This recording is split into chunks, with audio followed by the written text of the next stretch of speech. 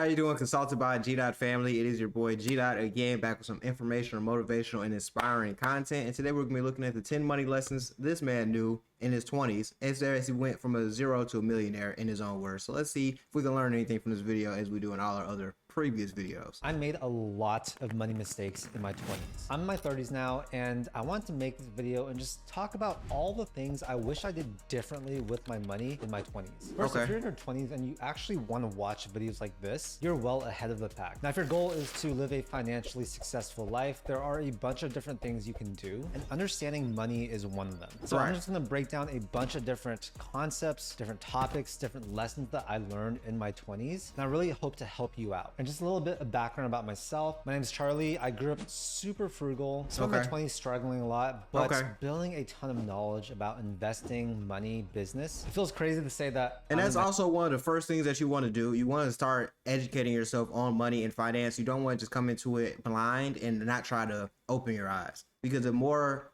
unaware you are, the more ignorant you are to how money works, how to maintain money, how to save money, how to make more money from the money that you have, the longer that you stay in the rat race that you're currently in. So you definitely want to educate yourself on money, because a lot of people think you can't educate yourself on money, you just have to make more money. But you have to educate your money, like educate yourself on money, like you have to educate yourself on everything else. Nothing just happens by chance.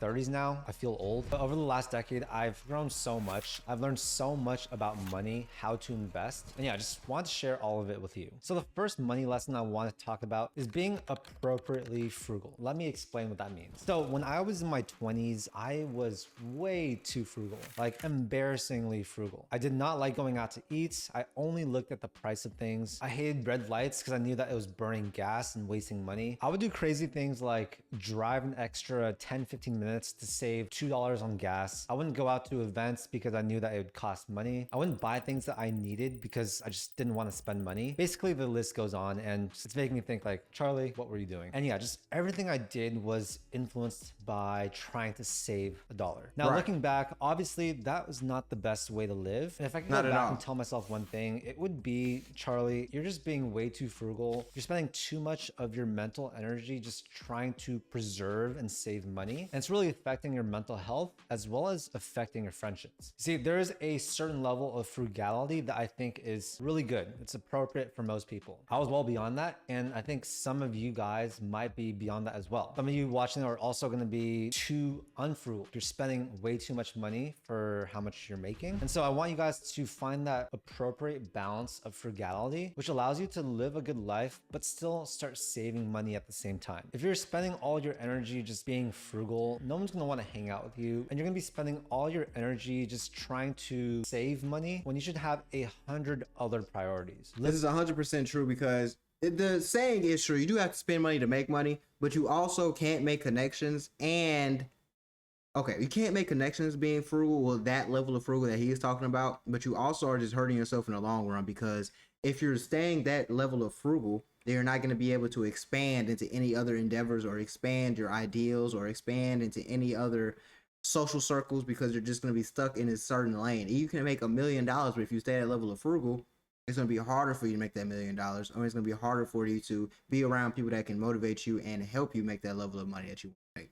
So you definitely don't want to be too frugal. There is, like you said, there's a level of frugality that you want to stay at. You don't want to be extreme. You don't want to be too low. There's definitely a medium. Like, you don't want to only eat out, but you also don't want to cook every day. You want to have that level of frugality, because the burnout is real. If you're too frugal for too long, you will get burnt out, and it will affect the way that you look at things, and it will affect your work to life balance. So you don't want to be extremely frugal. You want to be a moderate level of frugal. Below your means, don't buy expensive things, don't go into debt, but know that money is a tool that is ultimately meant to be spent. And there's tons of things that you can spend your money on that are actually really smart. We'll talk more about that later on in this video, but yeah, please, you guys, don't be too frugal. Find that right balance, because I sure did not have that balance. So number 2 is you need to spend your energy on increasing your income instead of just penny pinching. So obviously this goes off of the last one, and as a result, result of just being way too frugal, I didn't try to make more money. Instead, like 60-70% of my brain power went to figuring out how I could save money. And guys, while you can save your way to becoming a millionaire by the time you're age like 50, 60, if you're trying to get there faster, it's not about saving more money. It's more about increasing income. And It's really true. what they say is the first $100,000 is the hardest. So that's why you should try to make that $100,000 as soon as possible. Because once you get to a certain point on that curve, that compound exponential curve, then everything becomes easier. So the way to do this, and it still works in 2026 and beyond, is to start a high value service-based business. I did this in my 20s. I did photography and video. I was charging at least $100 per hour for most of my shoots. And that's how I really built up the capital to start investing in my 20s. If I had worked a normal job making, let's say, $25 an hour, it would have been a lot harder for me to actually have enough to invest. Instead, I This focused. is true that it will be harder for you to make this, well, not make the money, but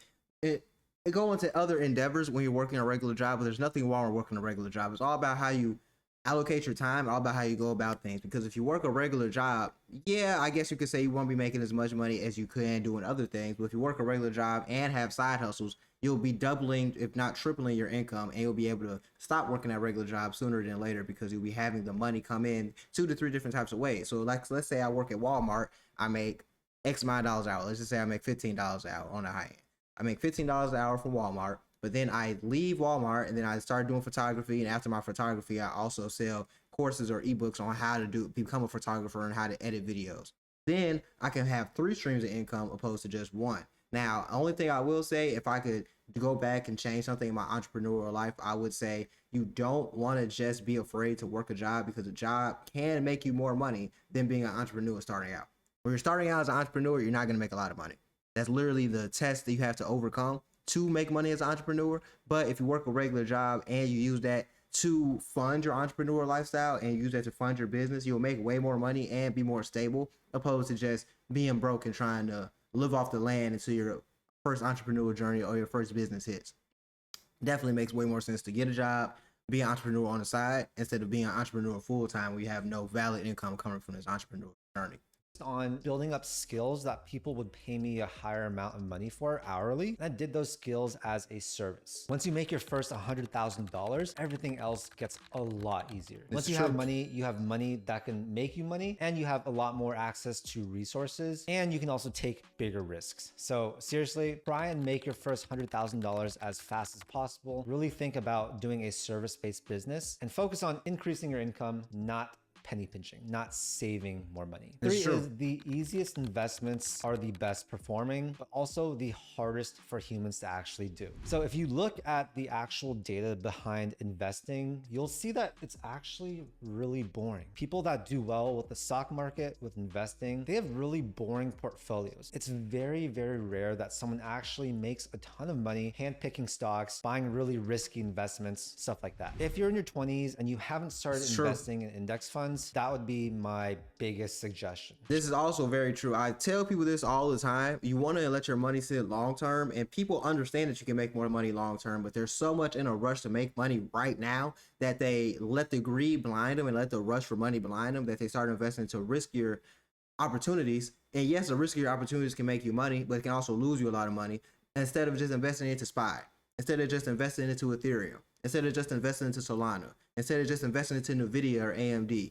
Yes, these stocks and these cryptos won't make you $1 million right now, but over time they will make you money because these are proven winners. For example, SPY is like the best performing asset of all time. And the thing about SPY is it's cheaper than Bitcoin.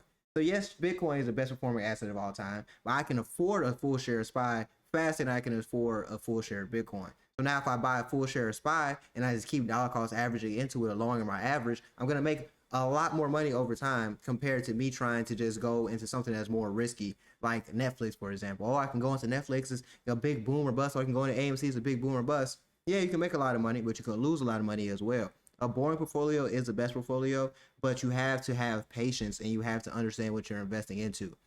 Fast money isn't always the best money. Long money, or money that takes a certain amount of time to accumulate, can bring you the best benefits and can bring you the most stability in life.